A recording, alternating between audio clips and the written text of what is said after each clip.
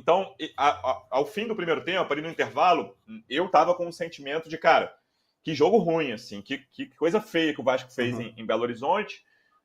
E aí, no segundo tempo, o Vasco volta bem, assim, bem. O Vasco volta melhor, tem a substituição já, o Praxedes, e ainda teve essa questão do Paiva, porque era muito perigoso você colocar ali o Coutinho para jogar o segundo tempo inteiro, mas o Praxedes se inviabilizou na partida, né? O Praxedes tinha que sair no intervalo.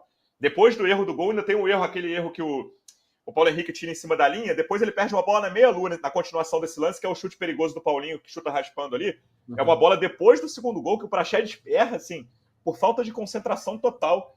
Ele entrega a bola para o Paulinho quase faz o terceiro gol do Atlético naquela blitz final ali, aquele fim de primeiro tempo foi muito ruim do Vasco. Então, aí entra o Emerson Rodrigues, vamos falar mais para frente, achei muito complicado ali, o primeiro lance dele é um lance da meia-lua de volta de escanteio, né, que ele pega de primeira. E eu tinha lido, eu não vejo vídeos desses caras assim, mas eu tinha lido que ele era destro. Mas quando ele chutou aquilo de direita, eu falei, pô, esse cara deve ser canhoto, eu me enganei. Mas não, ele é destro mesmo. Ele deu um chute ali com a direita, que é a perna boa dele, que eu falei, que isso, cara, esse cara deve ser canhoto. Eu tava enganado, eu li alguma coisa errada, que esse jogador era destro. Mas não, ele é destro mesmo, até tem velocidade, mas a intimidade com a bola parece ser muito complicada do Emerson Rodrigues. Ainda assim, o Vasco faz 20, 25 minutos bons no segundo tempo, mas criando pouco, né? A primeira finalização do Vasco é um chute do Paulo Henrique por cima aos 8 do segundo tempo.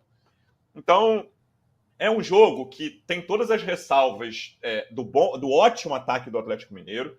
Como o João falou, tem muito mérito do Atlético Mineiro envolvido nisso. Mas o Atlético tem deméritos defensivos que o Vasco não passou perto de aproveitar. É um time hoje, o Galo, eu quase falei mais do Galo do que do Vasco, né? Mas é um time muito desequilibrado. E o Vasco sofreu com um ponto forte do Galo, que quase todo mundo no Brasil sofre, e não conseguiu aproveitar o ponto fraco do Galo. Acho que é um ponto para pensar o que deveria ser diferente. Mas o primeiro tempo de ontem, na minha visão, fica uma lição para as próximas partidas, Manu.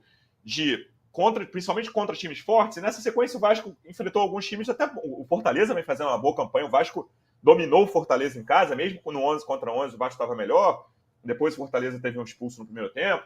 O Inter, que tem um ótimo elenco, também quase sufocou o Vasco no primeiro tempo, menos do que ontem, mas o Vasco conseguiu se segurar com tranquilidade, gerou muito menos chances ao Inter naquele primeiro tempo do que